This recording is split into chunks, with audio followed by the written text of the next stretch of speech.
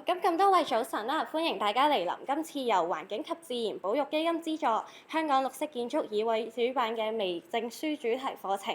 咁今日咧，我哋將會繼續環境建築項目嘅監測與審核嘅系列嘅第二部分。咁聚焦係水資源同埋生態評估。咁今日咧，我哋非常榮幸邀請到工程師博士 Engineer Dr. Chan 擔任今日講者。咁接下來咧，我哋就會有請 Dr. Chan 開始今日嘅分享嘅。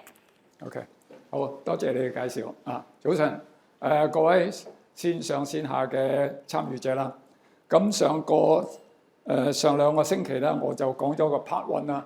咁 Part One 咧，最主要咧就係講啲同呢個即係綠色建築有關嘅 noise 同埋 air 嘅問題啦。咁正如我上次講啦，如果係響BEAM Society 嗰個 Green Building 嗰度啊 ，New Building 嗰度啦，2.0 嗰度啦，就唔需要你做到咁詳細嘅。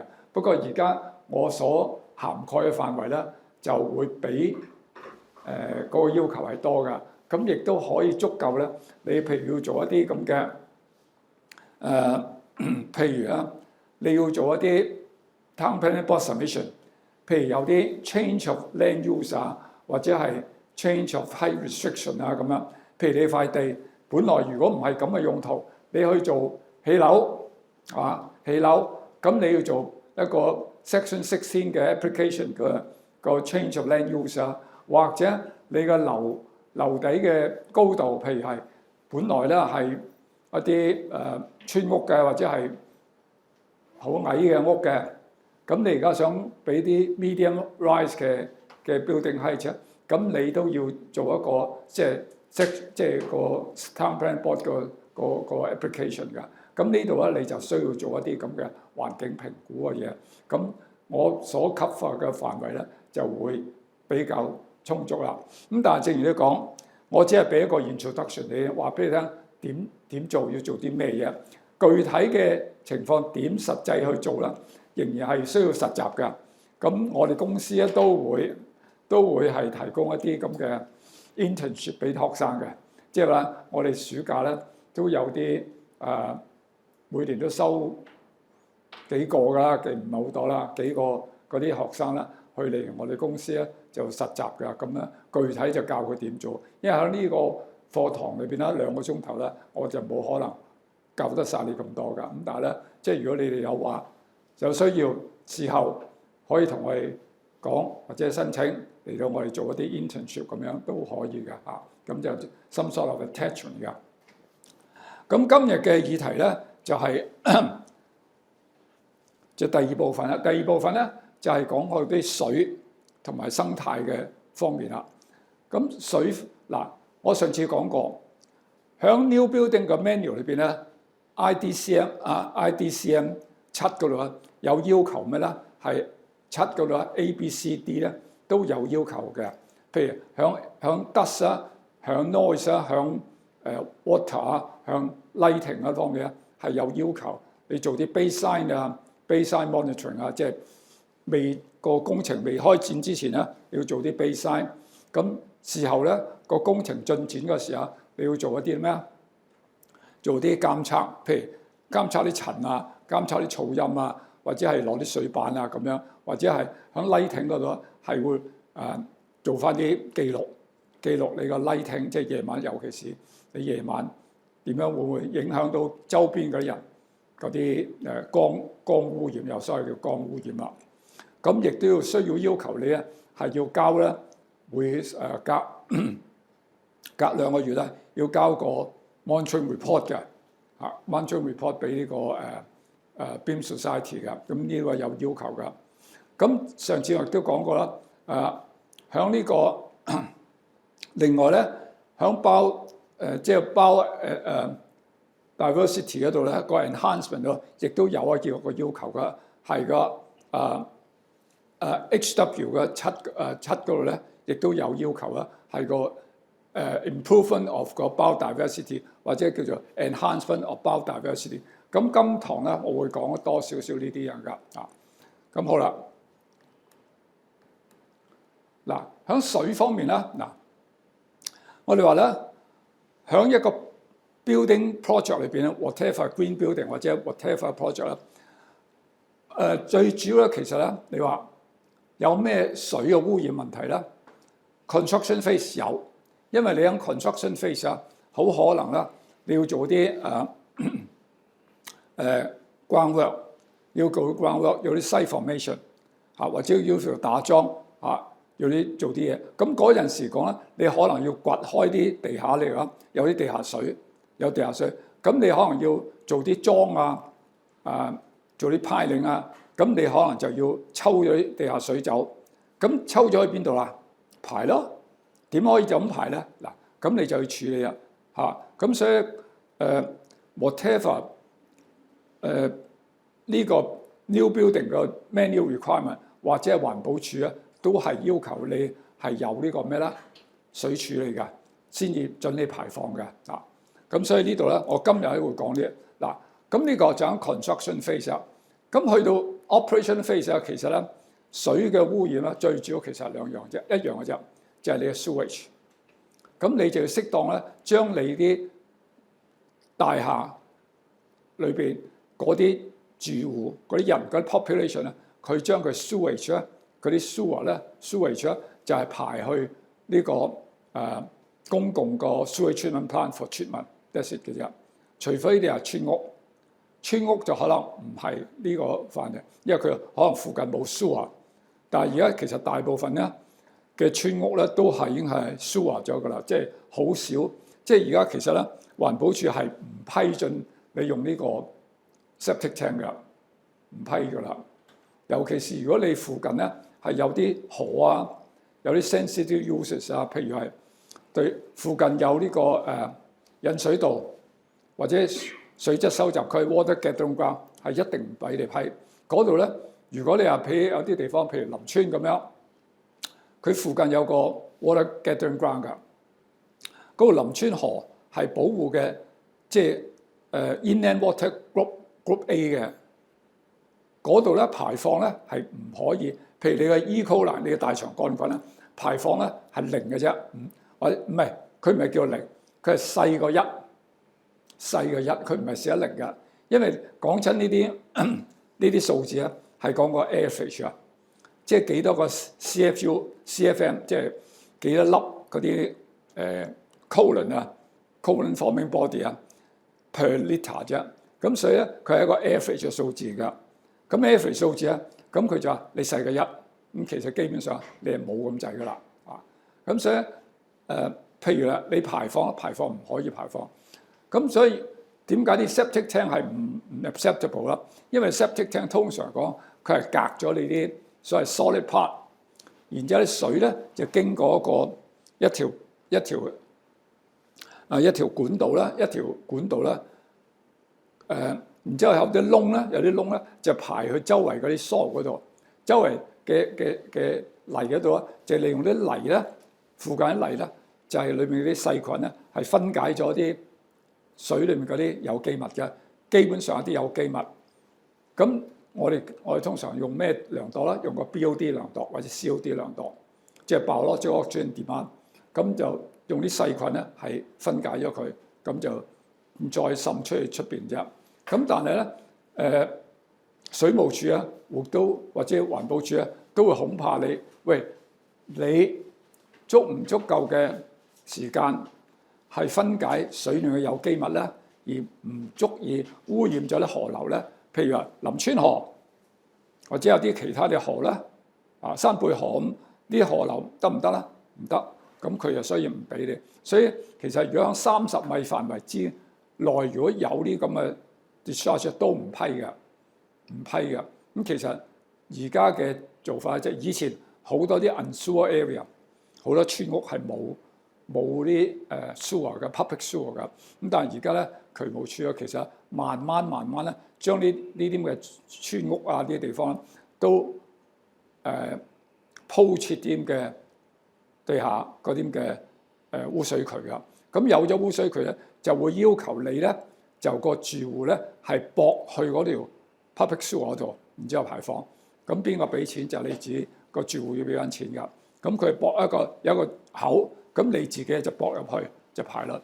咁所以其實 operation phase 一個 building 啦，佢喺 operation phase 嘅時候，其實主要就係 sewage。咁 sewage 咧就包括你嘅沖廁所水啊，你嘅沖涼水啊，你嘅廚房煮食嗰啲水啊，都係嘅啊。咁但係你知道我哋香港係用鹹水沖廁啊嘛，咁所以香港嘅 sewage 咧其實係鹹鹹地㗎嚇。不過大部分咧，我可以話俾你聽，大部分始終都係淡水。鹹水佔我哋 sewage 咧都唔多㗎，大約2成嘅多啫，2成嘅多。咁大部分咧都係淡水嘅。咁所以而家去 sewage treatment plant 嗰啲水咧，大部分都係即係大致上都係淡嘅，唔係鹹嘅嚇。咁但係有咁嘅情況。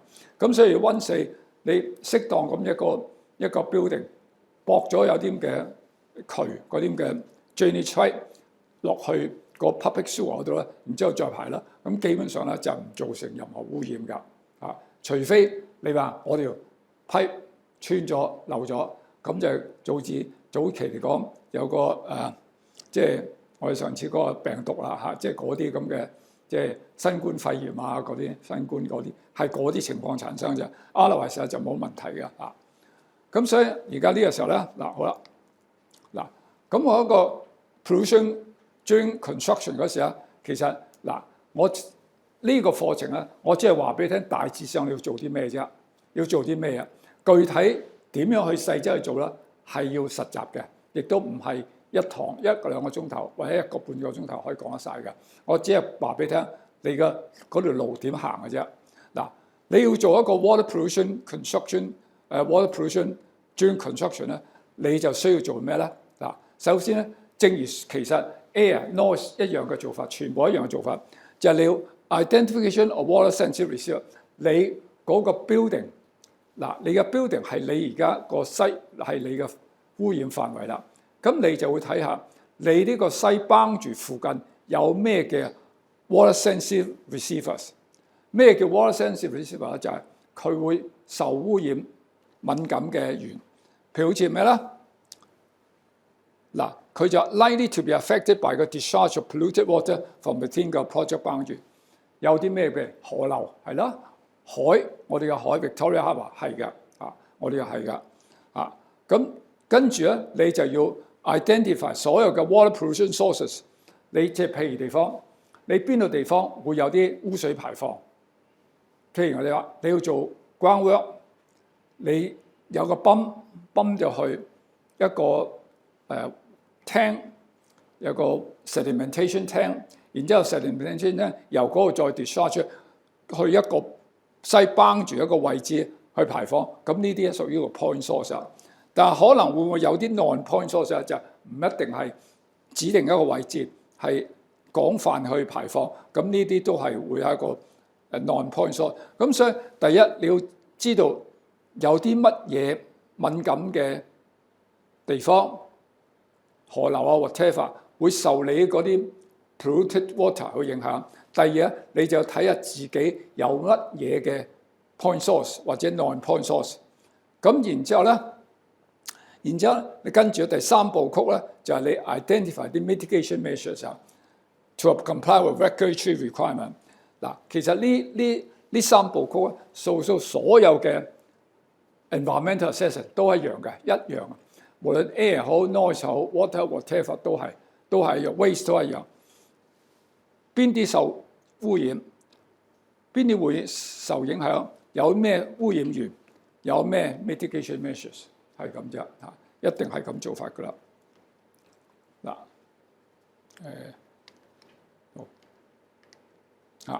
咁然之後咧 ，identify 啲 effective measures at the discharge point 啦，下先又講啦。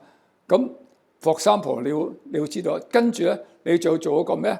要做啲 discharge 要 sampling 嘅喎，因為你要 discharge 就 discharge point。咁環保署咧就會要求你攞一個 discharge license 嘅。咁個 discharge license 咧就會規定你排放量，一日排放量幾多 ，maximum 排放量幾多，同埋個 discharge standard 排出嚟嗰啲水係點啊？咁所以需要你咧係 take 啲 sample， 然之後做個 report 交翻俾環保署噶。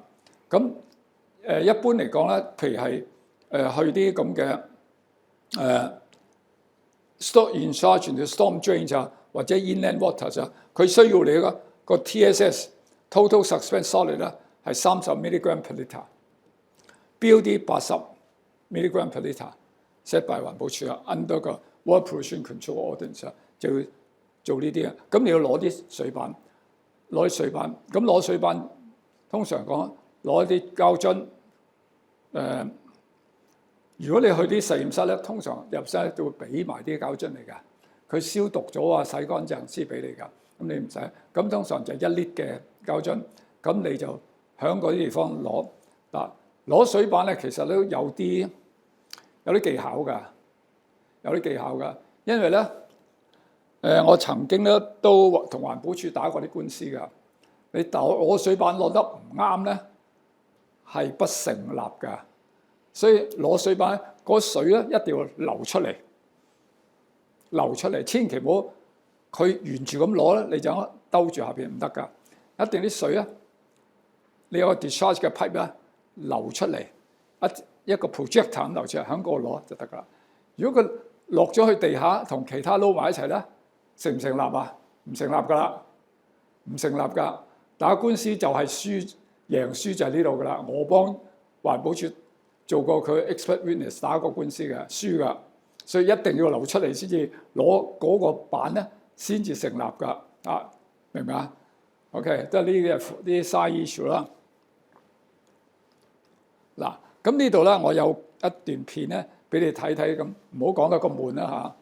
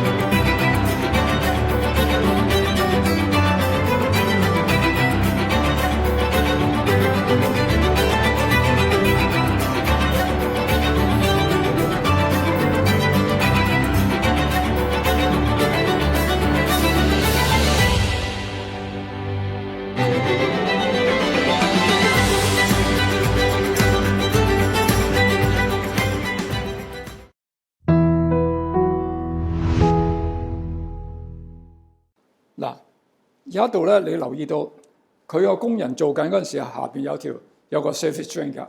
正式嚟講，佢就要冚住佢㗎，冚住佢唔可以有 expose 嘅嗰啲 storm drain 㗎嗱。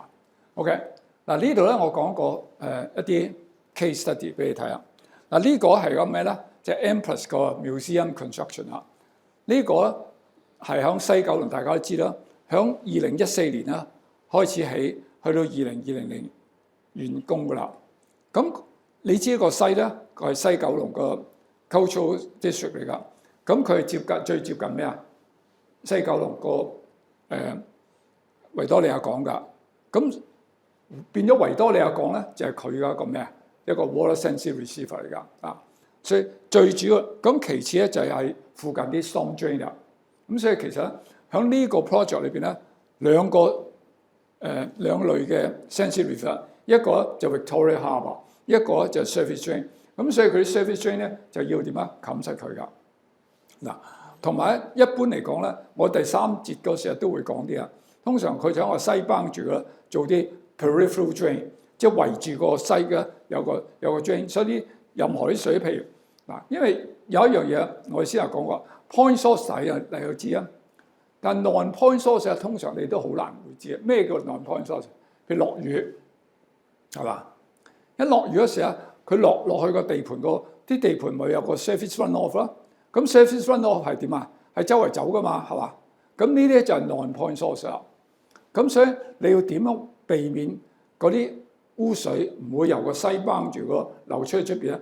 最 effective 嘅方法就做啲 peripheral drain， 即係喺個西幫住咧就掘一條坑，圍住個西嗰度掘一條坑。咁所以有啲乜嘢嘅 surface runoff 咧就會落咗條個坑嗰度，然之後落去㗎。咁但係最後嚟講咧，你都一定會有一個 discharge point， 就話咧，通常咧就喺個西某一啲地方咧掘一個咩咧 underground 嘅 tank， 或者如果唔係你整個深 pit 去泵上去一個 above ground tank 都得。但係簡單咧就你喺地下掘一個缸，咁啲表面嘅水就流落去地下缸嗰度沉咗之後 ，OK， 你沉咗之後咧，然之後先至再排放。咁呢個比較做就好嘅方法。嗱，通常嚟講，嗱喺呢度嘅情況咧，個 Victoria Harbour 就係個 worst effective sensitive receiver。咁而所有嘅 suction solid 咧 must be settled by 個 sedimentation tank with chemical precipitate。咁你好多時候會見到地盤好多時有啲架撐藍色嘅叫 wet sap 啦 ，wet sap 啦，即係啲嘢。咁通常就話嗰啲水喺度啦，落咗去之後咧，就落啲 chemical。咩 chemical 啊？多數都係啲 PAC 啲 polymer 嘅嘢嚟㗎。咁 polymer 咧，佢就將啲 suction solid 咧就黐埋幾下，咁就好快佢沉澱咗落嚟。咁沉澱落嚟咧，就表面嗰啲就可以排放啦。就係咁樣做法㗎。即係通常嘅做法都係咁嘅做法㗎啦。好啦，咁 construction phase 咧就大致上係咁啫，即係你要 prevent 有啲咩就係用呢個做法啫。嗱，咁好啦，我先有講過，你個 building 入咗火之後啦，仲有咩 pollution 啊？嗱 ，water pollution 咧就會係 sewage 啊。咁所以其實你喺你個 building 個design construction 過程咧，就要第一就要做一啲 sewage impact assessment 啦。咁咩叫 sewage impact assessment 啊？就話你嗰座你附近發展嘅範圍個 population 有幾多，有幾多排放嘅源。嗱，如果你一個係一個大型嘅屋苑，有住宅啦，有 domestic premises 啦，但係亦都可能有啲咩 commercial premises 㗎。嗱 ，industrial 響呢啲一般嚟講就唔係咁常有，但係 industrial component 都可能有㗎。咁所以你其實喺個 sewage impact assessment 要預留咩？第一個 domestic population 幾多？第二有咩 commercial 嘅 premises， 包括酒樓啦、商場啦，係嘛？呢啲都係㗎。咁佢有冇員工啊？有啊，尤其是如果你啲 restaurant 啊 catering 嘅話，你要預埋咧，佢有人食肆啊，有食肆啊，有幾多座位啊？咁你要預呢啲嘢。咁所以喺呢個做呢個 design 嗰時啊，我哋就要計算下有幾多。咁所以我哋就會做一個叫做 sewage impact assessment。目的係點樣咧？即係話你如果呢個 building project 有幾多污水產生，你一定會知道。尤其是咧個 peak flow， 即係最巔峰時候有幾多。咁然之後你又計算得到咧，你啲污水排到下游，咁個下游承唔承接得到你啊？嗱 sewage impact assessment 嘅意思咧，就係你要計算一下你下游嗰條 sewer 嗰條污水渠，佢個承受力個 capacity 係唔係可以承受到你呢個咁嘅loading？ 如果唔係，咁你要點做咧？你就要咩啊？你要 propose 咧，就 upgrade 佢個下游嗰啲 pipe 啦。咁邊個出錢啊？你 developer 出錢噶啦 ，developer 出錢噶。咁所以你就要做一個 sewage impact assessment。OK？ 咁所以通常嚟講，如果你入去城規會，你要發展一啲咁嘅住宅嘅項目，你就 submit 一個 sewage impact assessment。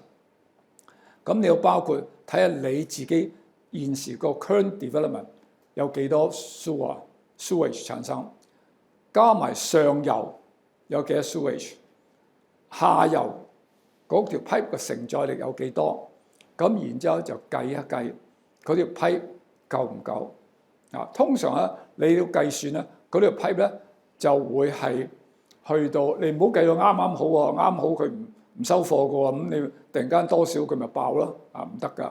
咁所以通常你要 design 到係70%到或者越低越好啦嘅 capacity， 等佢有啲 spare capacity 去用㗎咁所以咧喺呢度做咧點樣啦？嗱，做嘅方法咧其實我都話俾你大同小異，就係首先你 determine 個 total projected population in 個 proposed development， 咁即係話咧你 determine 個 total residential population， 然之後 determine 個 total project non-residential development non-residential 包括咩 restaurant clubhouse shops 係嘛 ？in development with reference to Plan D 個 commercial floor plan utilisation 咁跟住咧你就 determine 個咩咧 total sewage discharge 呢啲大家都 common sense 嘅啫，你就計算個 total discharge from 個 sewage and non-residential and non-residential 咁包括埋咩咧 dry weather flow 通常咧我哋叫 air freight 通常你要計咧就計個 air freight 我一陣間有啲嘢會俾你睇睇就話咧你要計算個 air freight dry weather flow。咩叫 dry weather flow 咧？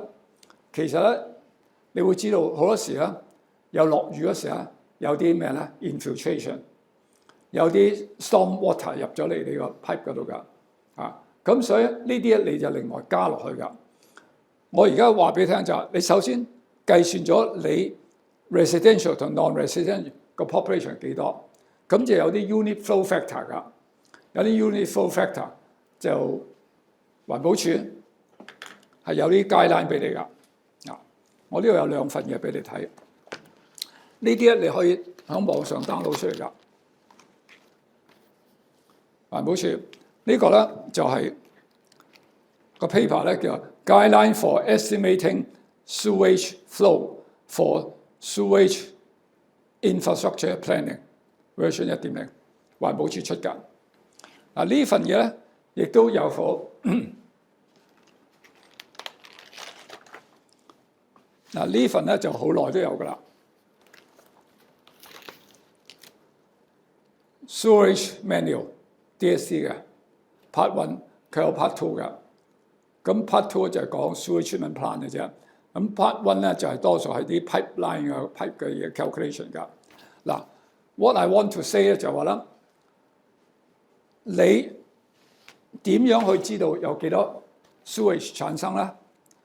環保署咧，或者係環保署咧，同埋渠務署咧，早年咧係 based on water consumption， 同埋有 water consumption 同埋啲 meter reading， 即係一個個區一個區，咁咧就睇下你嗰區，譬如係用水量用咗幾多水，一年用幾多水。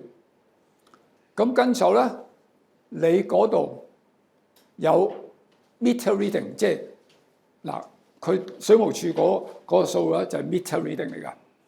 咁佢跟住咧就睇下 sewage treatment plant 咧響呢區收集咗污水，收集咗幾多量。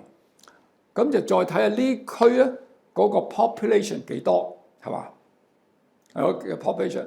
咁由呢度嗱，水務署收 meter reading 嗰個就 water consumption 係 meter reading 嚟㗎。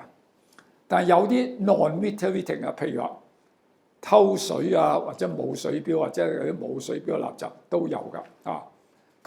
咁所以亦都有啲 from 咩咧 infiltration， 雨水落到嚟，或者有啲地下啲瀉下水，你條批你條 sewer 漏咗穿咗，有啲水外邊流入嚟都有㗎。咁所以由呢個計算到啦，咁環保署啊同埋渠務署啊就 derive 咗有啲叫 unit flow factors for domestic flow 啊，呢度有表㗎。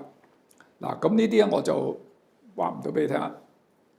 Page 8 of 14嗱 unit flow 嗱呢個 for domestic flow 嘅，咁就話咩咧？你如果 for public rental 嘅，譬如 R1 嘅 per person 咧係0.19個 meter cube per day，based on 2002年嘅 data 啊。咁 for planning 咧 ，for planning for future 咧，你都係話0.19個 meter cube per day 㗎。咁呢個就不同嘅development 啦，譬如 R1、R2、R3、R4又唔同嘅喎。R1 咧係啲high rise 嘅 ，R2 咧就係比較 low rise 㗎啦。咁嘅0.27，R3 咧就0.34，R4 咧0.34，R4 嗰啲係啲低層嘅兩層樓高㗎，3層樓4層㗎，即係嗰啲可能係地方大啲啊，佢嘅用水量多啲啊咁。但係 anyway 咧 ，ranging from R1 to R4 就0.1719至到0.34 meter cube per day。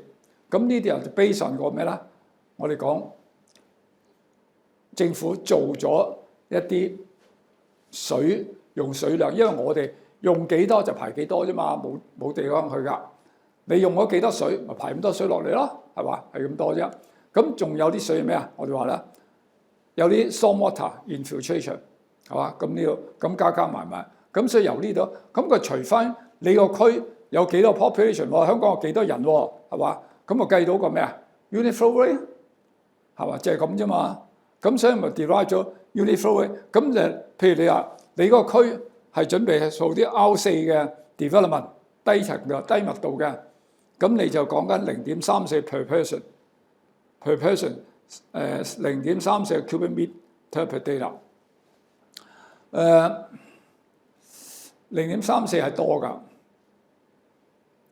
即係如果係以一個世界嘅 target， 因為咧我哋而家講緊咧嗱，用水咧就大致上我哋20%嗰啲咧就係鹹水沖廁，80%咧就係淡水㗎。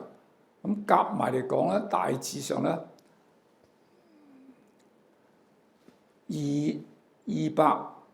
270個 liter per day per person 就差唔多 average 啦。咁呢即係 high rise 咧就低少少㗎。而現時講，譬如其他啲地區啊，譬如新加坡啊，其他地區啦，係講緊都係150嘅啫，即係0.15嘅啫。所以0.19都多，就比其他多㗎。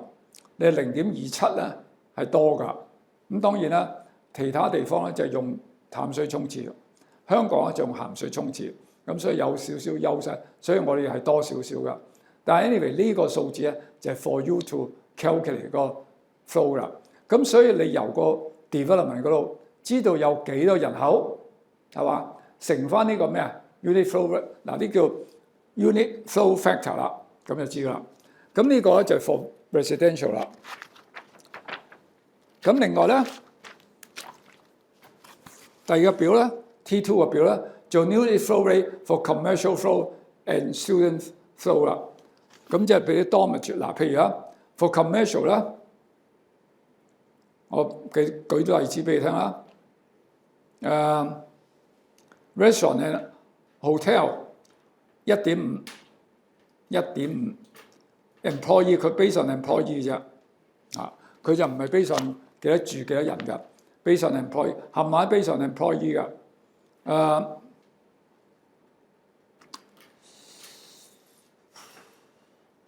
transport storage and communication employee 0.1 public administration 冇。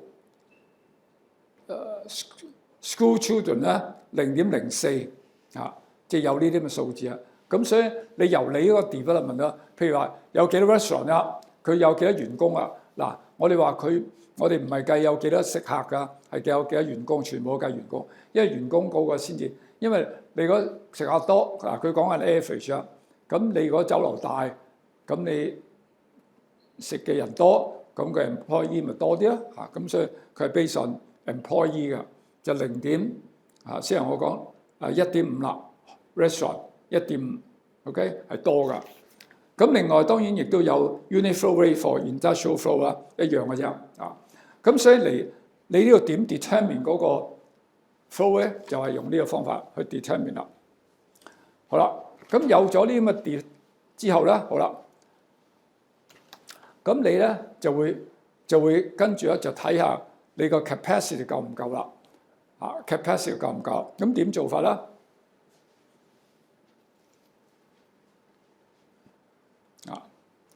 嗱，仲有一樣咧，你有 determine 個 sewage discharge from surrounding catchment 喎。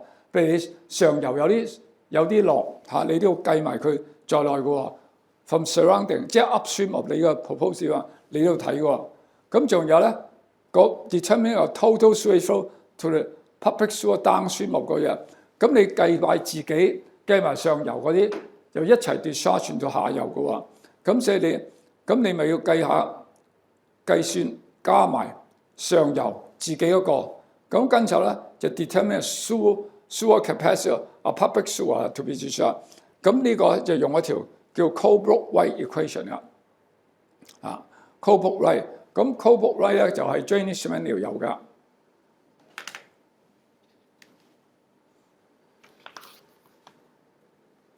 Colebrook-White，OK， 咁就計啊。咁呢個有咩要睇咧？就話佢 Colebrook-White 咧就計個 mean velocity，based on 個 gravitational acceleration hydraulic radius internal pipe diameter hydraulic pipeline roughness kinetic viscosity of fluid 就 hydraulic gradient 嗱。如果你哋或者有啲或者唔知有冇幾多 background on 啲 calculation 一條 pipe 佢個 capacity 係由咩決定啦？第一，你就要知道個 pipe 嘅 diameter 當然係話越粗咧係越好啦，當然係越粗越好啦。咁另外第一樣嘢咧就要睇下嗰條 pipe 咧個 gradient 啦。如果條 gradient 咧嗰條 pipe 咧係平嘅，佢就個流速就好慢嘅啫，就好難流噶啦。即係你個坑渠咁好難流噶。佢就一定要有個 gradient。個 gradient 咧其實 provide 個咩啊？個 force， 因為個 gradient 咧係有個 pressure difference 啊。個 pressure difference 咧就有個 force， 嗰個 force 咧擁喐啲水噶。咁所以佢一定 depend 上個 pressure gradient 㗎。嗰個 pressure gradient 咧其實相當於一條 pipe 嚟講啦。個 pressure gradient 嘅意思即係話咧，你有斜度啦。如果你睇 DSE 嗰啲渠圖啦，通常咧佢就會有晒啲 public sewer 嘅 alignment 㗎。咁會話俾你聽，第一呢條 pipe 有個叫 invert level，invert I-N-V-E-R-T invert level。invert level 意思咧，即係條 pipe 嘅下邊嗰個點就叫 invert level。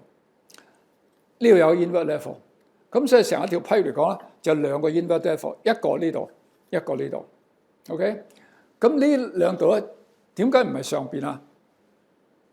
一定係下邊㗎，因為啲水係咁流㗎。咁由呢兩個 invert level， 譬如話呢個係3 MPD， 呢個係1 MPD， 咁個 difference 係兩個 MPD 啦。咁然之後就睇下你條 pipe 有幾長咧，咁咪可以知道 gradient 有幾多咯，係嘛？係嘛？得唔得？由呢個 inward level 同埋呢個 inward level 同埋呢條 pipe 嘅幾長，咪可以知道嘅咩？叫 gradient 幾多咯，係嘛？咁所以呢個就叫 hydraulic gradient 啦。咁仲有一樣啦，一條 pipe 除咗個呢個 hydraulic radius 或者 diameter 之外咧，仲要考慮到咩啊？個 pipe 嘅 roughness 啊，個 pipe 嘅 roughness 啊係點考慮啊？就睇佢個 material 啦。material， 譬如而家啲 pipe material 可以係咩咧？可以係啲我哋球脈鑄鐵啦，嚇cast iron 啊，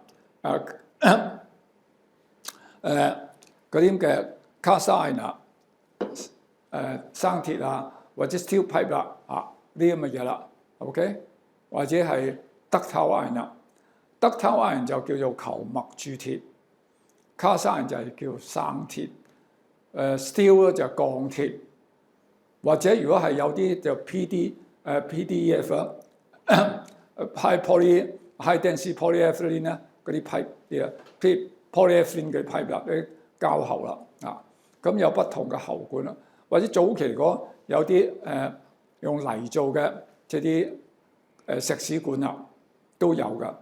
咁不同嘅喉管咧，佢有不同嘅 roughness， 咁就決定佢個roughness 噶。咁如果條 pipe 咧，譬如鋼喉咁樣，佢個 roughness 係低啲，咁咪流得快啲啦，係嘛？咁所以我哋要計算一條 pipe 嘅 capacity 咧，其實要考慮幾樣嘢。第一，我哋話啦，嗰個 pipe diameter 個 hydraulic radius 幾多，越粗越好啦，當然。第二個 gradient 啦，斜就流得快啲，但係又都唔能夠太斜喎。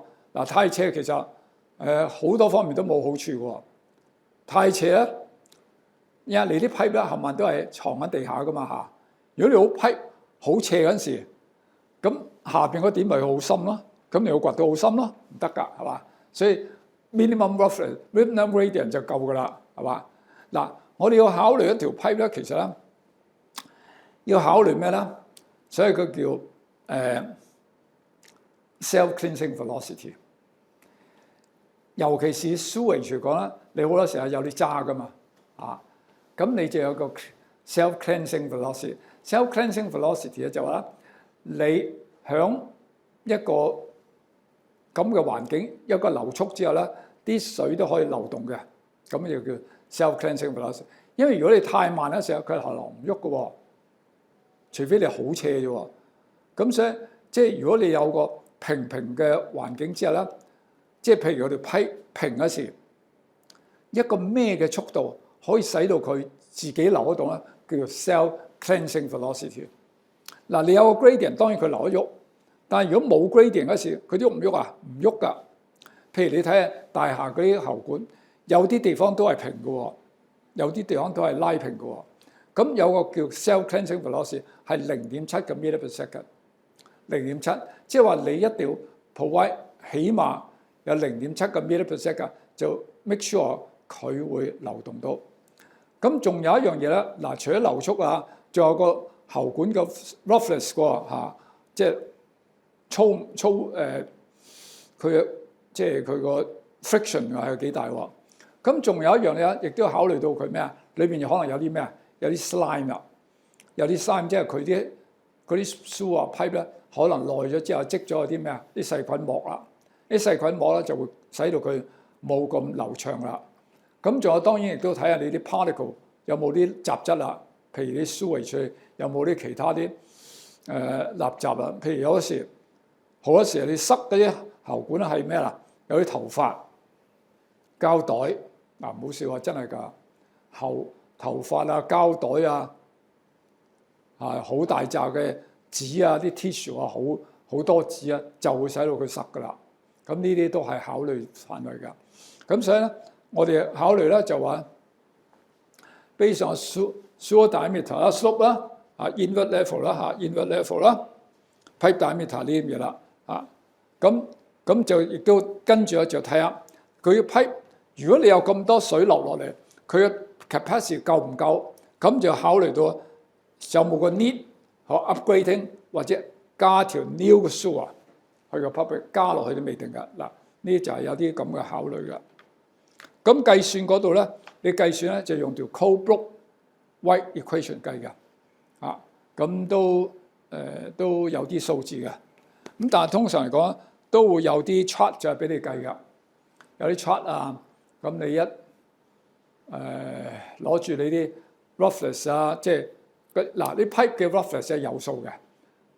DSC 嗰啲 manual 裏有㗎，譬如銅喉啊，個 roughness 幾多啊？鋼石屎喉啊幾多啊？卡山批幾多啊？有晒 roughness 呢啲有晒數㗎。咁呢啲冚唪唥啲 empirical data 嚟㗎。咁有晒之後咧，你又 apply 條 Colebrook-White equation 啦，你又計到個 flow velocity 個 mean velocity 啊。咁由個 mean velocity 咧就 assume 嗰個 pipe 咧，咁啊 diameter 或者去到0.95嘅 maximum capacity 啊。嗱，條批通常都唔會 full flow 嘅喎，通常都唔會 full flow 啊，通常都係0.95係最大嘅 flow 啦。咁你計算嗰時就會知道呢條 pipe 咧可以流幾多。嗱，有個 diameter， 即係有個 wet area， 同埋有個 velocity， 你係咪計到個 capacity 幾多啊？係嘛？即係咁嘅啫。咁由呢度咧，你又計到個 velocity 幾多，咁咪知道個 capacity 咯，係嘛？咁所以你又睇下，我如果呢個時候我個 proposed development 有咁多水出，我上游咁多水出，加埋我度去到下游度夠唔夠咧？唔夠點啦？唔夠你就要 upgrade 佢啦。你唔 upgrade 咧，渠務署就唔批你冇得做啦嚇。咁所以你要考慮就呢啲嘢啦。嗱，咁而家咧我就有一個case study 同大家講講啦。咁有一個 applicant 啦 proposed redevelop 一個 existing beach resort in 梅窩into a composite 啦，咁先有 residential、commercial、hotel uses 啊。咁個 site 咧有 mostly 個 vicinity of site 咧 mostly 係 recreational use 啊 ，low rise 啊，係嘛咁啦。咁 as part of a submission to town plan board 啦 ，in support of land exchange 啦，有個 land exchange application 啊，要做一個 sewerage impact assessment，OK？And this aim to assess if there's any potential sewage impact associated with the implementation project and to recommend pipe upgrading necessary 就係做呢啲嘢啦嚇。咁即係佢要 redevelop， 咁 redevelop 嗰時，咁你要睇下你個 capacity 夠唔夠啦。咁呢個咧就係一個 case 嚟㗎。咁呢個就係 existing sewage pipe 啦。嗱，呢啲咁嘅紅線咧，同埋啲方咧，就係啲 manhole 嚟㗎。咁渠圖咧，渠務署就有啲渠圖㗎。咁每一個渠咧都有個manhole number 嘅 ，OK 係 unique number 嚟㗎，97、98、99係嘛，係有晒㗎。咁亦都有晒啲 pipe 嘅 diameter 嘅 ，OK 呢啲有嘅，紅色都有嘅啊，啲 existing sewer 嚟嘅 ，existing sewer manhole 嚟㗎嚇。咁呢啲 ID for existing sewer 嘅。咁而家呢個就係個 project area 啦。黃色嗰啲咧就係咩咧 ？existing development。OK， 咁有晒啲資料㗎。咁呢啲渠圖係有嘅。好啦，咁你點做啊？咪睇下你綠色嗰度有幾多sewage產生啦。嗱，我哋計咗之後啦，計咗之後咧點啦？就你嘅 development 啦，有個 terminal manhole， 中文仲有個 terminal manhole 就呢度，就篤落去呢個 manhole 啦，係咪？嗱，咁你呢度咧有個 terminal manhole 篤落去呢度啦 ，OK？ 咁你睇下你自己嗰條渠嗰啲嘢個分佈點啫嘛嚇，咁你可以篤你呢度嘅，你視乎你個 pipe 嘅 design 啫嚇 whatever 啦。嗱點都好啦，你就睇下最利即係最有利嘅地方啦。咁你整一個 terminal manhole， 呢個係你嘅 terminal manhole 嚟㗎啊 ，terminal manhole T 啊 ，terminal manhole，OK，terminal manhole 呢個，即係你所有嘅呢個 develop 嗰啲 pipe 咧落晒呢度先，然之後由呢度就懟落去渠務署嗰個圖嗰個 manhole 係咪？懟落去啦嚇，咁加埋幾多 sewage 呢啲你加減數啫，冇嘢㗎。你有幾多住宅？用我先頭講嘅 unit flow factor 啊 ，unit flow factor 咁嗰個係一個 dry valley flow 嚟㗎。咁我亦都想講埋就係，你通常都會有個叫 peaking factor。peaking factor 呢啲 unit flow 咧係一個咩咧？係一個air phase flow 嚟啫。但係我哋 design 嘅 flow 一定要 design 個咩？for peak 㗎，因為你一定要係 for 個 worst case scenario 㗎，係 peak flow 㗎。咁個 peak factor 咧係有數㗎，即係 depend on 你個 area 有個 peak factor，譬如 factor 2、factor 3，你係乘落去㗎。咁即係話你如果個 peak flow 咧就等於個 average dry valley flow 咧乘一個 peak factor 㗎。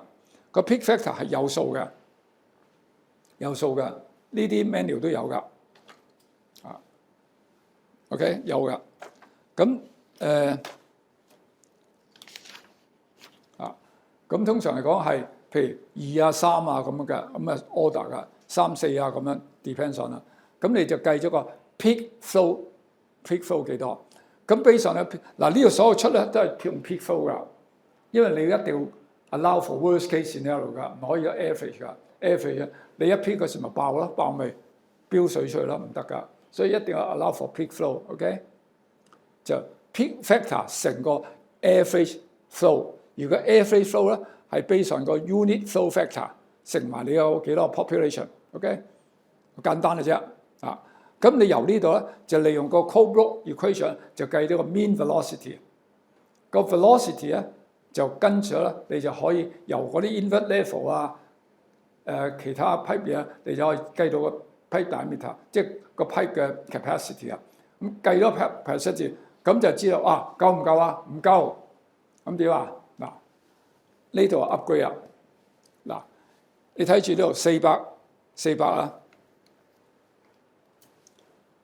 ，300啫。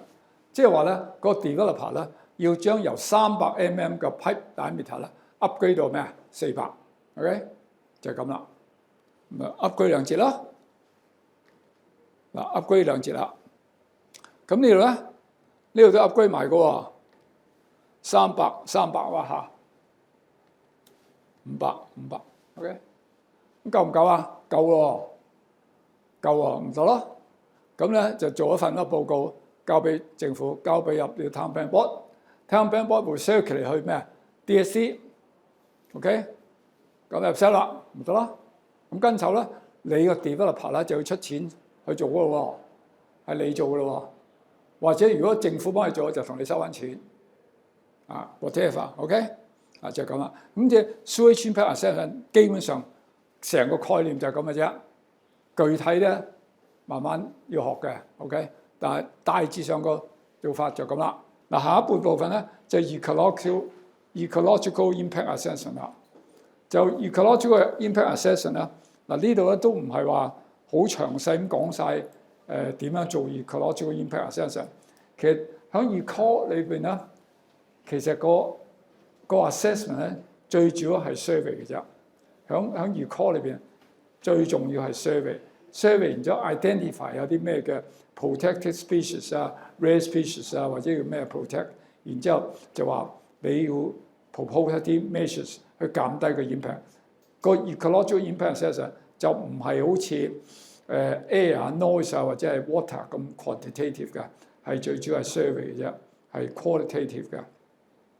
咁我哋其實咧響 as far as green building was concerned 嚟講，我先有講過係有個new building 有個 manual requirement 啦 ，SS7 咧係會要求你做個 enhancement of biodiversity 㗎，咁亦都有啲要求㗎。呢個反而就有啲要求㗎。嗱，咁啊呢度係點樣咧？最主要你喺個 development 之前咧，譬如一般嚟講係一個 brown site 啦，或者係咁你就要做一個咩咧 ？carry 一個 preliminary habitat mapping based on aerial photo。個做法係點啊？用啲 aerial photo 簡單㗎，或者而家呢個時候你用航拍航拍都得㗎，一樣嘅啫。不過航拍咧就冇咁高空 ，aerial photo 個範圍就大啲啫。咁做完嗱，其實而家個做法咧，你可以係再做好啲㗎啫。你有 aerial photo， 但係有一樣嘢你都要 verify habitat by ground truthing 啊。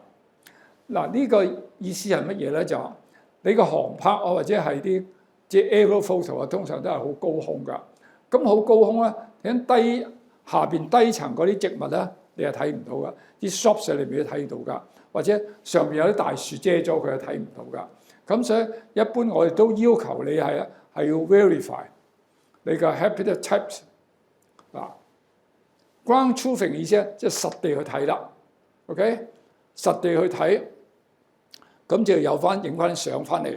咁然之後你係 determine 個咩 indicative 係呢啲，即係 indicative 嘅意思咧，即係係個大概啦，即係唔會話好 definitive 嘅，因為佢可能地下有唔同嘅品種都唔出奇噶。但係你起碼大概會知道個 ecological value and ranking 啊 ，based on 個咩咧？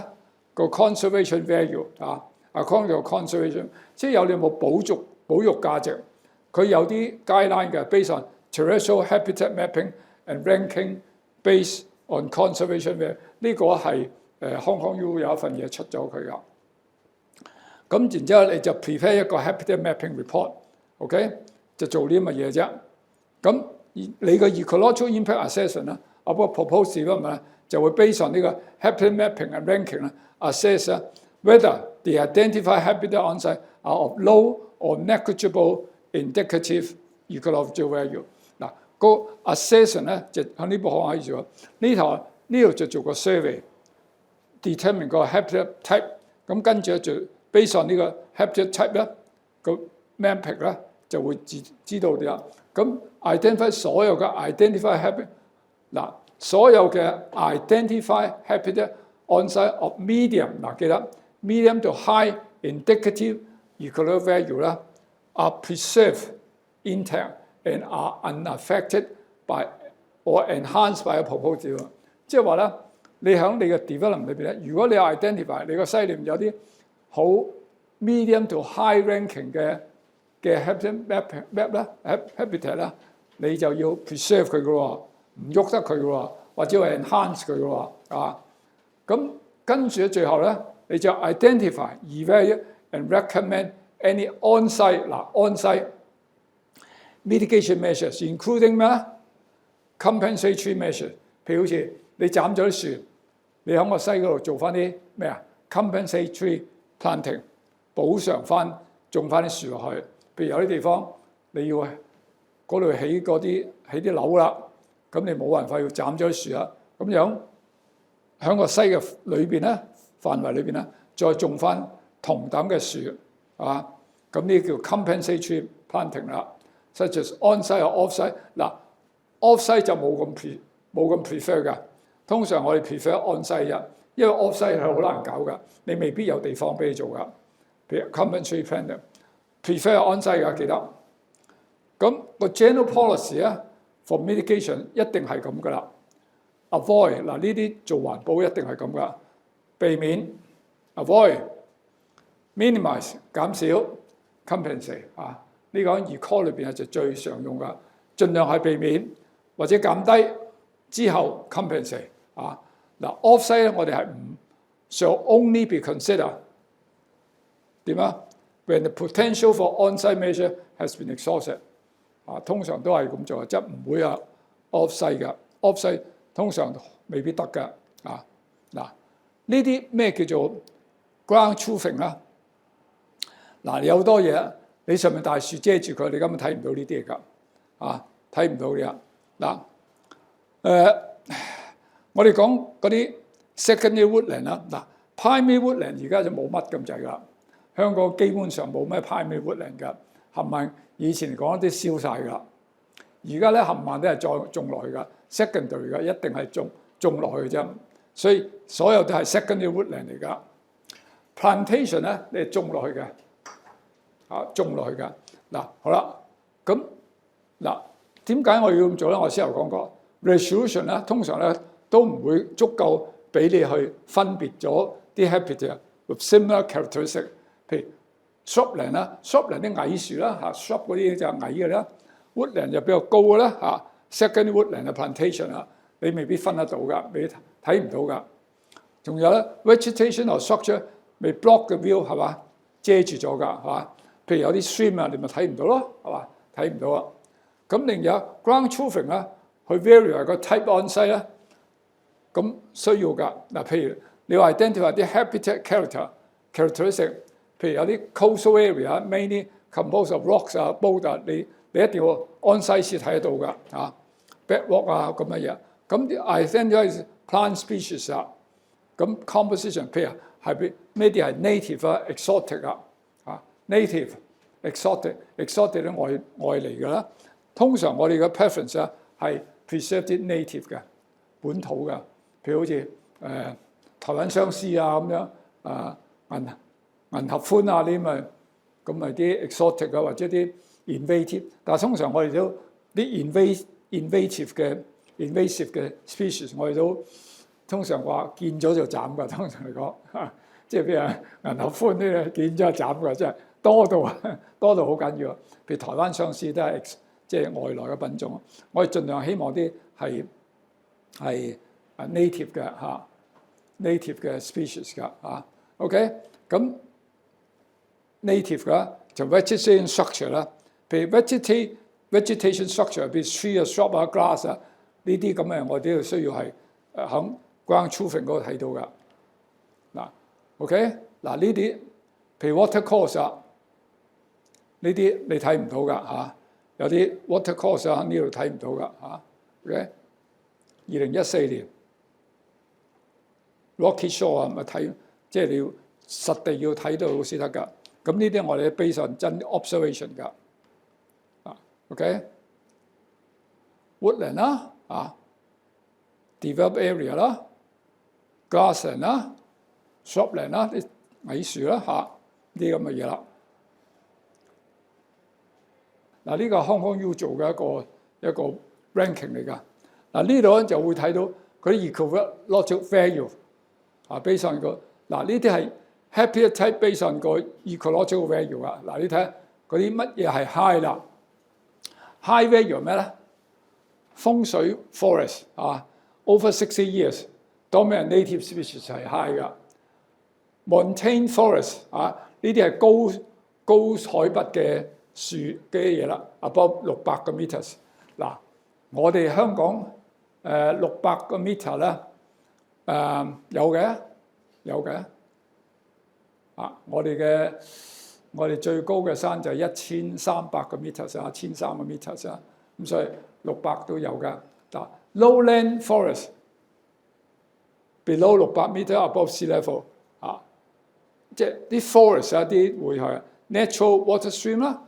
intertidal mudflat 啦 ，mangrove 啲紅樹林啦 ，seagrass 呢啲係好珍貴嘅啦 ，mixed 嘅 shrubland 啦，呢啲咁嘅嘢啦，呢都係 high value 㗎。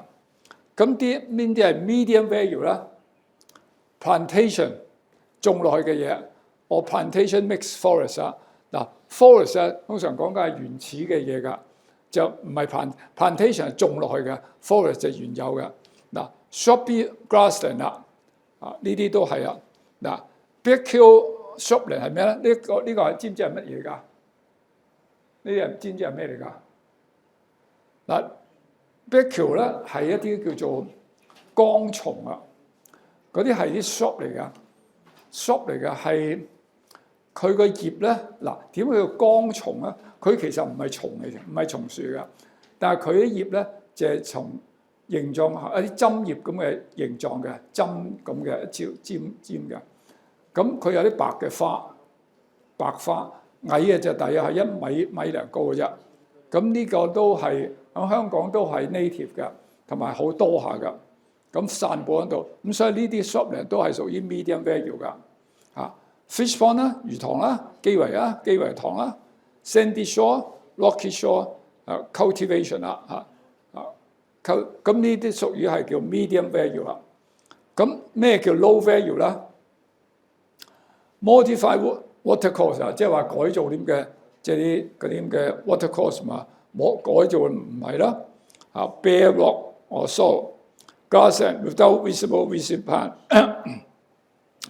artificial rocky shore 啦，artificial golf course 唔係啦 ，urban park 啦 ，quarry 呢啲係 low value 㗎。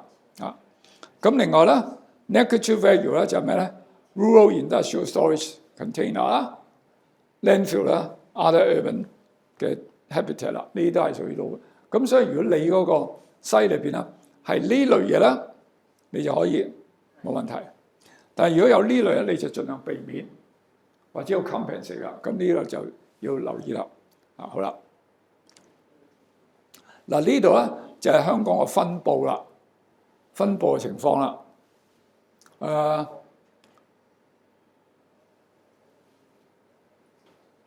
嗱，我先頭講啲光蟲咧，呢啲顏色啦，咁就好多下㗎，好多下㗎 ，OK， 好多下㗎。風水woodland，不過呢個顏色就未必係睇得好清楚啦嚇。你上網都有嘅呢個 ，OK。嗱呢個就係香港嘅分佈，啲 habitat 嘅分佈啊。咁所以你有 development 嗰時咧，你就睇住啦。嗱，個 conservation ranking system 係點樣啦？你根據嗰個嘢咧，我哋根據 A、B、C、D 啦。嗱 ，A high，B 係 C，C、D 啦嚇，咁樣 A、B、C、D 啊。咁但係仲有一樣嘢咧，就會加一個咩加號㗎。加號就話，但係如果嗰個西裏邊咧，如果係有啲嘢係有啲 heritage 啊，或者 recreational or landscape value 咧，就會加一個加落去嘅。即係話，如果佢有啲heritage 嘅嘢 ，heritage 啊，其實好多樣嘢㗎。譬如好似有啲墳墓、有啲墳啦，嗰啲你就一定係 heritage 㗎，冇得講啊。啲 temple 啊啲啊，嗰啲你一定要避㗎，真係冇得搞㗎，冇得搞㗎。而家有墳嗰啲冇得搞㗎嚇。咁有啲 recreation value 啊，或者 landscape 嗰啲都會係㗎。咁好似呢啲啊，嗱，即係你加咁樣嗰啲 high heritage value、recreation landscape value 嚇，呢啲咁啊加，就會整個加字落去啦嚇。OK 啊，咁我唔高呼呢個。即係有啲如果有加嘅咧，你就要留意下啦嚇。嗱，咁digital features in habitat map 咧，嗱有啲仲要加落去嘅，要留意下。有啲係 digital feature in habitat map 啊。In addition to the features list, a number of additional features 有啲乜嘢咧 ？Should also digitize and include in 個 habitat map 㗎。咁有啲乜嘢要加落咧 ？Boundary of marine park 係嘛？呢一定係要啦。reserves 啊。嗰啲海岸公園啊，同埋啲海岸保護區啦 ，country park 啦，郊野公園啦 ，special sites 啦 ，special area 啦 ，site of special scientific interest 啦，米埔啦 ，Inner Bay 啦，Ramsar Site 都係噶啦 ，boundary of wetland conservation area 啦 ，wetland buffer area 啦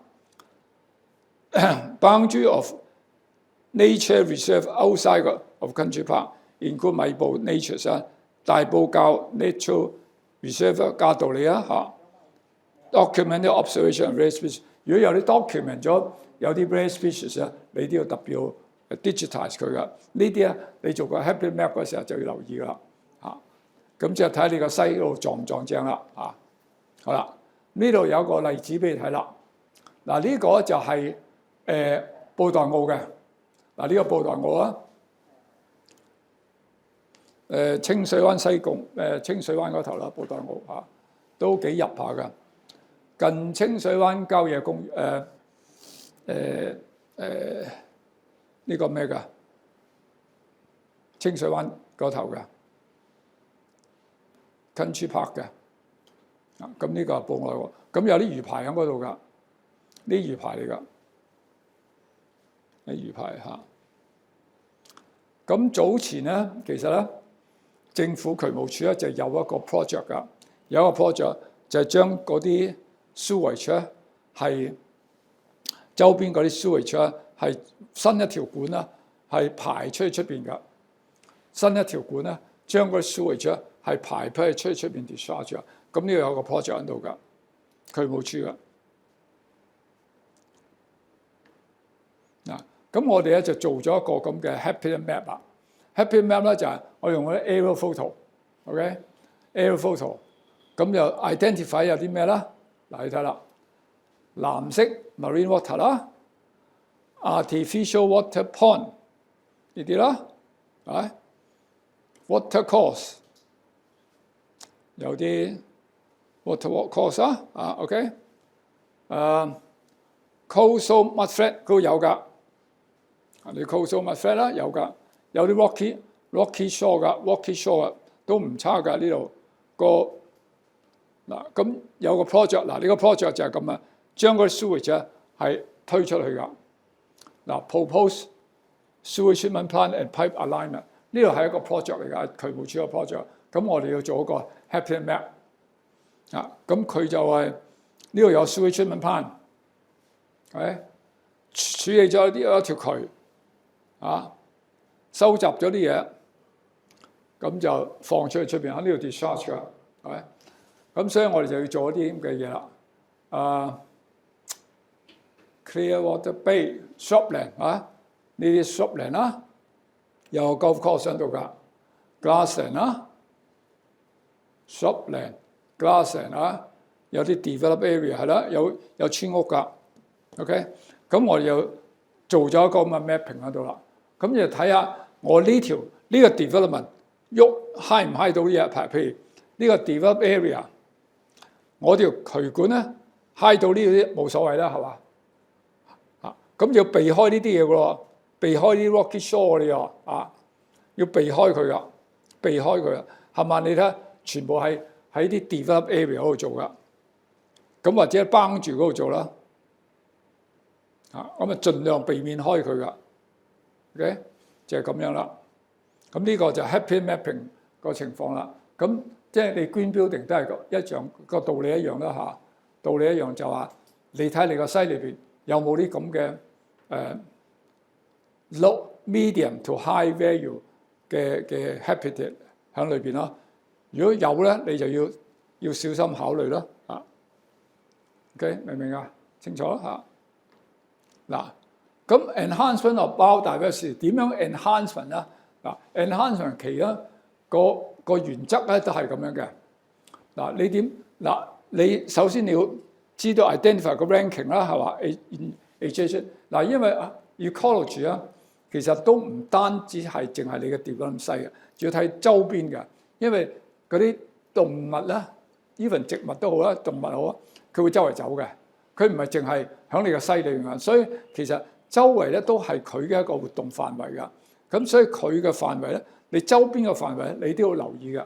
咁所以你要 identify 個 location 啦 ，dimension area all existing have the adjacent 你都要睇埋嘅喎，因為佢會周圍走㗎嘛。咁你要淨係跟住 determine 個 indicative value of 呢啲 habitat 啦 ，prepare 個 map 啦 of adjacent area 周圍都要睇喎。咁跟住 identify 個 habitat connectivity 啦。喺 ecology 裏邊咧，個 connectivity 好緊要啊，因為咧你要等佢啲，譬如係佢要周圍移動啊、喐動啊、去揾嘢食啊，或者 mating 啊，或者揾伴侶啊，佢都要周圍走噶嘛。咁所以個 connectivity 你唔可以將佢圍咗喺裏邊淨係喺裏邊，佢冇得走，佢唔得噶，佢死噶咁你唔同雀仔，雀仔當然要飛，但係有啲動物爬嘅動物咧，佢要走噶，咁所以個 connectivity 好緊要噶。咁所以你要 identify、restore 回復翻、create、enhance 呢幾樣嘢都好重要。首先 identify、restore 保存翻、restore 翻佢，製造 enhance 加強佢 ，implement and maintain 個 habitat connectivity 啦。咁 between patches of habitat 喎，patches 一邊邊你都要能夠有啲通道俾翻佢 ，create 啲要 create 啲咩咧 ？ecological corridor 喎，即係你有啲通道你睇呢個想像力㗎，有啲通道俾譬如有啲嘢會走動，由一度走去第二度咁都得。And to help to maintain 個 healthy population and community structure of 個 organism， 包括 plant and animal。And 咧 to enhance 個 biological diversity through free movement 呢度個字都好緊要㗎。Free movement of species in search of food 食物啦 ，maze living space and respond to in phases of environmental changes。即係你嘅 enhancement 咧，就留意到個 connectivity between patches of habitat 啦。譬如嗰度有啲咩動物出現，你知道佢，咁佢亦都要走去附近啲地方，又另外都有可以揾到啲伴侶啊，揾到食物啊，living space 啊，你就做啲 enhancement。呢個就係你要做嘅 enhancement of即係個 biodiversity 啊。嗱，另外一樣嘢咧，就係你喺 development 嗰時咧，通常會有啲樹啊嘛嚇。咁嗰啲樹係點樣啦？嗱，啲樹你話睇下啲樹係咪啲 native species 或者係 exotic species 啊？如果係 exotic， 斬咗佢冇所謂啊。但係如果你 native species 啊，通常都會要求你係 preserve 佢啊。你喺個積嗰度就一就佢，或者如果就唔到嗰時啦，要 compensate 佢，或者如果就到的話咧，你喺個 construction 階段咧就要 preserve 佢啦。譬如整一啲嘢圍住佢啊，保護住佢啊咁啊。咁所以好多時咧，你其中有一樣嘢要做啊，就要做一個 detail 嘅 tree survey 啦。你要睇下成個西嗰度有咩樹啊，喺你嘅附近範圍啊，因為你要睇下附近範圍都有，因為啲樹咧可能都會俾你 construction 嘅 activity 會影響到㗎。咁所以你要睇晒有幾多樹，佢係個 form 係點啊？譬如嗰啲樹係咪好嘅？個健康情況點？嗱，我哋有嗰時咧就會 assess 下啲樹，就係佢個樹嘅健康係咪好，可唔可以移植，或者係唔可以移植，或者個 health 好差嘅，根本你斬咗佢冇所謂啊。或者如果好嘅時候就 preserve 佢啦，保護佢啦嚇。佢個睇個 structure 啊，佢枝葉多唔多啊？咁樣你要睇噶啊。同埋你會斬咗啲唔係好健康嘅樹啦啊。咁數地佢可以生存得到啦。咁或者有啲樹咧就係值得唔值得保留？譬如你建築個過程之中，可能都會危害到佢，佢都唔生得㗎，咁啊冇辦法啦。因為樹咧其實都會有啲所謂叫應激產生嘅，雖然你唔係好覺察嘅。譬如你喐到佢啲根啊，喐到佢啲水流通，或者遮咗佢，佢都可能會有個 stress 出現㗎。咁亦都係啦，啲樹咧佢亦都有佢嘅能力啊，去 tolerate changes 㗎啊。即係因為佢樹種啊、年紀啊、structure 方面都會影響到㗎。咁所以呢方面咧，我哋通常就要做完個 tree survey 之後，就 identify 邊啲樹係值得保留，邊啲樹唔值得保留，要鋸邊啲要 compensate， 邊啲唔 compensate， 就做晒啲咁嘅嘢。咁就 identify 有啲叫做 tree protection zone 啦 ，TPZ 啦嚇。Using a drip line method, another approved method should be delineated。嗱呢個drip line method 咧就有講啦，就話佢嗰啲樹嗰個冠，即係樹冠同埋個樹冠通常同佢根嘅 expand 咧都差唔多幾多㗎。個樹冠有幾大咧？下邊嘅根都係有幾闊㗎。啲根通常嚟講就喺1米深嘅，通常1米深嘅啫。咁你 construction 階段嘅時候，會唔會整到佢？譬如下邊要鋪渠，你喐唔喐到佢咧？啊，你下邊要掘地下渠，整唔整到佢啊？咁你要留意到嚇，同埋你預個樹冠嘅範圍咧，就係一個嘢框住佢啦。咁呢個叫 tree protection zone 啦。啊 ，OK， 嗱，咁呢啲 tree protection 咧係要 fence off 㗎。我哋通常用 fence off 去保護住佢噶，咁避免咗咧，譬如你啲嘢會撞到佢啊，啲嘢撞到佢，同埋仲有一樣就唔好將呢個 tree protection zone 作為係啲存放啲 chemical 嘅地方喎。係有啲例子會睇到，啲人將呢個嘢圍咗之後，就將垃圾啊、啲膠樽啊、桶啊、油罐啊劈晒落去，咁就唔得噶。咁亦都唔可以做一個叫做即係 chemical storage 啊，同埋 dumping 啊，同埋要佈翻啲 warning sign 啊。咁呢個咁嘅過程咧，其實係要由個咩早期嘅 planning stage through 個 development 啦、construction to maintenance stage 一路都要做住落去㗎，咁即係避免佢 damage 啦。咁樹嘅 damage 咧有乜嘢？有邊幾樣咧？你可以睇到。通常嚟講，你 construction 可能會 root cutting 鋸斷咗佢，壞咗佢。嗱，主要嘅主幹咧，如果個 root 嘅幹咧，如果你一斬咗個 main root 咧，係生唔到㗎，生唔到㗎。even 你係生嘅啲枝根咧生斬緊啲可以，但係嗰條主根咧唔斬得㗎。你一整咗佢咧就死㗎啦。嗱 due to excavation， 嗱你喺度掘嘢啊，掘嘢都唔得㗎嚇。咁之後咧，你有 soil compaction 啦。如果你有做啲 soil compaction 咧，因為你 soil compaction 咧啲泥土實咗，佢吸水又吸唔到㗎。咁所以 soil compaction 咧，嗱 resulting in less root growth 啊，或者 reduce aeration 啊，佢吸唔到氣啊，或者 grade changes 啊 ，grade changes 啊就話你有啲個 level 係改咗啦，即係你要填高啲或者填低啲啊，咁就會影響咗個 grade changes 啊，就會減低咗佢 root removal 㗎嚇咁嘅嘢㗎。咁仲有啲 mechanical injury to trunks 啊 roots and crown 啦 ，due to 即係有啲嘢撞到佢使到佢壞咗啦嚇，呢啲都係使到佢損壞咗佢。同埋你樹皮咧，你會知道，如果樹皮咧係佢保護棵樹同埋咧嗰啲營養啊、水分啊、nutrient 啊，喺個樹皮嘅裏邊咧係傳送由根傳送去葉傳到根嘅。咁佢而家啲樹皮咧一整爛咗，如果你嘅樹皮超過一半啊壞咗咧，嗰棵樹會死㗎，都會死㗎。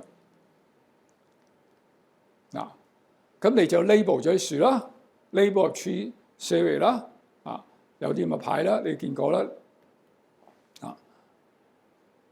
，OK， 咁所以你有啲 reference 啊，就係啲發展局咧有個 guideline for tree preservation 㗎，有 technical circular， 咁所以你要做嗰個 tree conservation plan 啊，包括個 location 啊、size 啊、condition all tree from 個 tree survey report 啦，同埋所有嘅 tree protection zone 啦，同埋 extended type of ground protection and other measures to protect the root 啊，咁你要做一個 tree survey 就要做呢啲咁嘅嘢㗎 ，OK？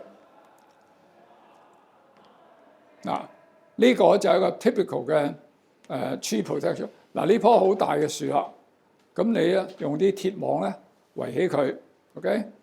圍起晒佢，撐住佢。嗱，有嗰時咧你要可能用啲 structure 去撐實佢未定㗎，避免佢俾人撞到㗎。咁但係點都有個 tree 嗱，咁個你可以睇到個 tree protection zone 咧係差唔多係佢個咩啊？佢框嘅範圍㗎，起碼佢範圍嚟㗎。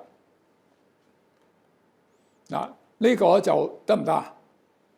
唔得啦你睇下劈晒喺木頭嗰度板嗰度唔得㗎啦嗱，呢個係 typical tree preservation plan 啊。咁就你有啲樹啦咁有啲 tree protection zone 啦tree protection zone 啦，整好晒佢 label 晒啲咁嘅樹嘅名OK， 咁你 work area 同埋垃圾咋，咁呢個有個 typical 嘅 tree preservation plan 啦。OK， 我諗今日嘅課程就唔多啦。好啦，咁就各位有咩問題？個 ecology 咯，有咩問題？好啊。係啊。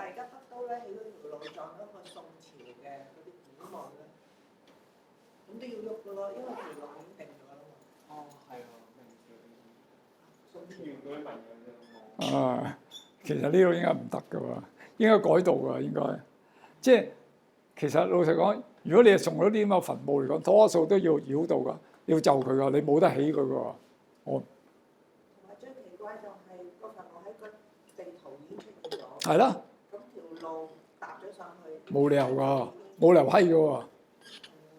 如果有咁大嘅 cultural heritage 咧，唔應該批嘅喎。但係而家都好似話移個墓，移個墓啊！我唔知啊，即係地區墓。咁同埋仲有阿 Sir，仲有一個咧就係北都嗰個 EIA 咧，睇過之後咧，差唔多全部都係寫compensation。係啦。咁其實係冇 avoid。係啦。嗱，我可以話俾呢啲咁樣，尤其是呢啲咧，就可能有啲政治嘅色彩喺度噶啦。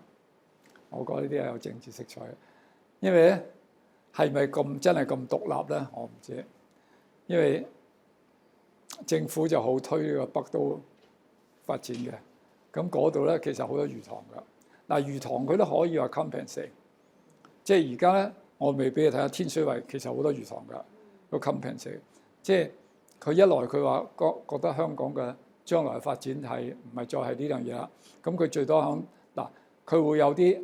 譬如而家有三寶樹嗰啲咁嘅生態保護區，即係 compensate， 呢個叫 compensation。compensation 我覺得都可以接受嘅，即係話你話啲魚塘喺嗰個位置就唔一定係嗰度嘅，同埋而家嘅魚塘咧，其實 serve 兩個 purpose， 一個咧就話當然你係養魚啦，第二個 purpose 咧係個咩咧生態嘅，因為佢係養啲魚咧，養啲 low value 嘅魚咧係俾啲候鳥去食㗎。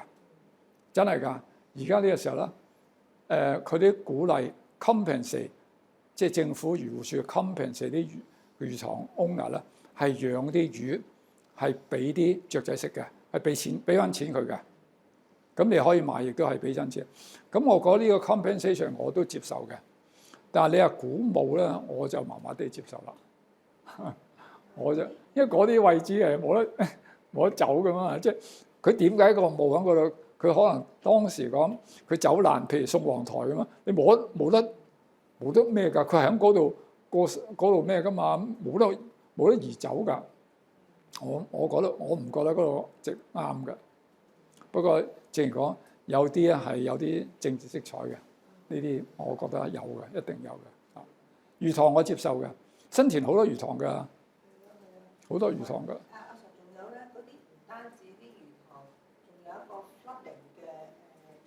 係啊，係啱，仲有 flooding 就啱。所以個 compensation 如果移嗰位，你話我數字係啊，但個位置轉咗已經係嗱嗰啲咧flooding 嘅 flood plan 咧 natural 嘅就係用啲魚塘啦，咁佢都可以用第二個方法去 reduce flooding 嘅 flooding 都有得搞，即係我覺得嗰啲都係可以人為可以搞掂，都我接受嘅。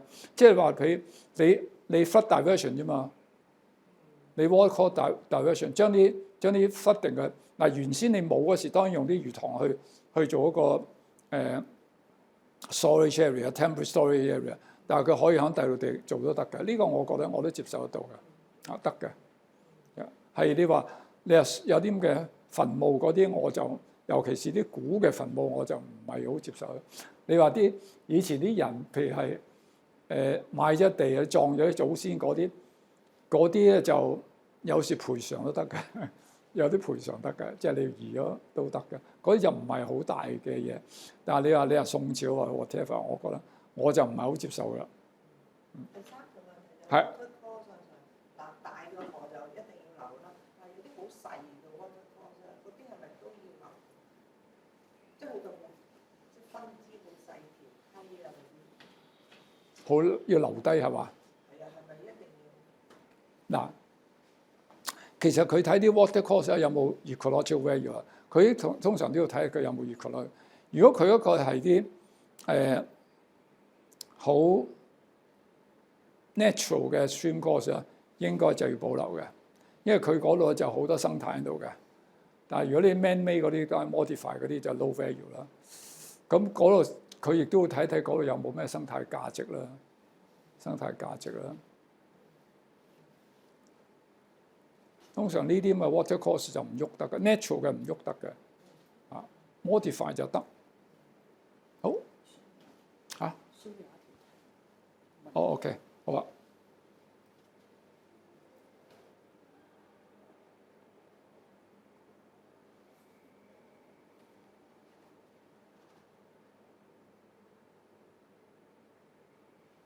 OK， 嗱呢個問題咧就話 ，Thank you for sharing regarding the ecological assessment. I would like to ask about the compensation strategy. How can we evaluate whether these strategies are truly effective in offsetting the actual damage to the habitat? Any indicator, parameter, simulation model will be used. OK， 呢個係好嘅問題嚟㗎，即係話嗰個你話我哋通常話 avoid、minimize and compensate 啊嘛。compensate 係我哋最 low level 最低層次嘅，但係你話 compensate 係咪呢個 compensation strategy 係咪 OK 咧？係咪 effective 咧？咁佢就要 demonstrate。嗱，通常嚟講，你要 demonstrate 俾政府睇呢個咁嘅 compensation strategy 係咪 effective 啦？嗱，有冇咩 indicator 咧？其實咧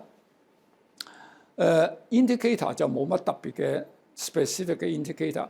最主要就話你如果 compensate， 譬如先頭我講，你啲魚塘，我因為要填咗佢去做一啲 building development， 要填咗個魚塘啊，咁佢就會喺咩咧？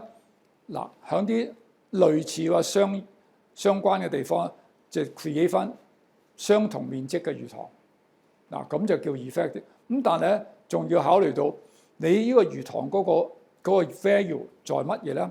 係咪在養魚啊？或者在 flooding 咧，conservation 啦，或者在呢個生態嘅嘢咧？咁如果你整咗個魚塘，根本喺 middle of a building， 啲雀仔都嚟唔到，咁冇咗個 value 噶。咁所以佢都要做一個 evaluation， 即係其實咧，佢 propose 嘅 mitigate 呢個 compensation strategy 都要解釋俾政府聽，呢個嘢係咪 effective， 係咪 serving similar purpose as original。咁呢個係 qualitative 噶啦。我諗我就唔即係冇一個特別嘅 indicator， 但係佢一定要類似翻有相同或者類似嘅價值啦。譬如你話我如果賠償俾啲嗰個魚塘嘅 owner 回塘嘅價值俾佢 ，OK 呢個一樣啫。如果佢係話攞嚟做生態嘅保育 ，provide 啲後料，譬如米布嗰啲，你唔可以做得㗎，嗰啲唔喐得㗎。咁譬如有咩地方可以 provide 生態價值俾啲後料可以嚟到棲息，可以養到，咁佢要 provide 呢啲嘢啦啊。咁我諗 at the end of the day 咧都係要一個 trade off 嘅，即係有 trade off 就話有時真係 trade off 啦，即係話你話我係咪即係有啲環保人士就話唔喐就最好嘅，但係有啲發展嘅人咧就話你個政府係要不斷向前，咁所以就要做個平衡。咁平衡個過程咧就會生態又要保育，即係個社會又要發展啊，個經濟要發展，咁所以呢個係一個 trade off 嚟，我覺得係一個 trade off 嚟啫，冇 absolute value 嘅，冇嘅。咁你睇下你覺得係點啫 ？OK， 得，唔知我答唔答到佢啦。咁第二樣咧，我想問，如果住宅區嘅污水處理用排污管延伸到海邊較遠嘅河床，以減少海洋嘅水污，潛遊艇人士不知道就在壞污上面游水，會否應該受細菌污染？梗係唔可以啦！點可以話將啲污染排喺海啊？唔得㗎，唔得，梗係唔得啦！嗱，即係個答案就話啦，你如果有個 development， 你有啲污水，你係咪可以揾條管就咁排去海度啦？唔得㗎，因為你所有嘅 drainage plan 你要 submit 俾渠務署㗎嘛。你唔係你就咁落。如果你偷偷地做咗一差到，咪告你咯，冇嘢㗎，告你啫嘛。所以係唔得㗎，唔可以話咩遊艇遊管，唔可能㗎，唔可能。OK， 得。仲有一樣 ，Can we provide the statistic for the compensation act？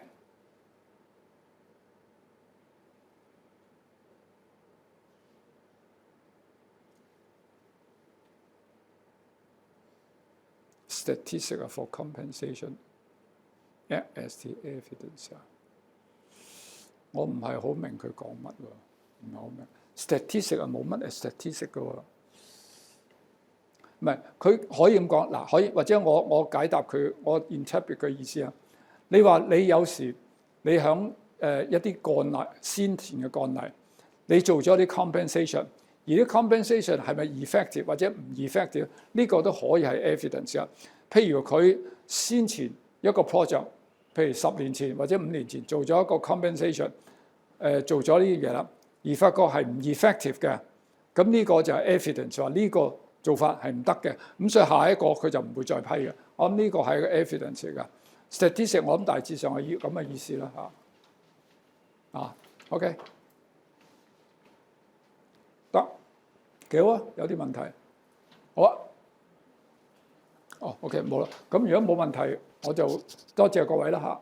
再次咧，多謝翻博士工程師 Engineer Dr. Chan 今日為我哋帶嚟嘅分享啦，同時亦都感謝大家抽空出席同埋積極參與我哋嘅問卷嘅。咁今次課程嘅出席證書咧，會喺核實所有問卷之後咧，會喺大概1至2個禮拜內咧，通過電郵咧 send 翻俾各位合乎資格嘅參加者嘅。咁請大家耐心等候啦。同時間我哋都會喺度預告翻嘅環境建築項目嘅監測與審核嘅第3部分咧。課程就會暫定喺2025年嘅11月22號星期六，同樣時間朝早9點半到11點40分，同樣地點舉行嘅。咁活動詳情咧就稍後會喺我哋嘅網頁度公佈，咁請大家敬請期待同關注啦。咁此外，作為環境及自然保育基金資助綠建教育與能力建設計劃嘅一部分咧，未來我哋會推出一系列嘅主題課程啦。咁如果你有興趣咧，咁可以關注我哋嘅官方網站同埋社交媒體，咁去掌握最新嘅動態資訊嘅。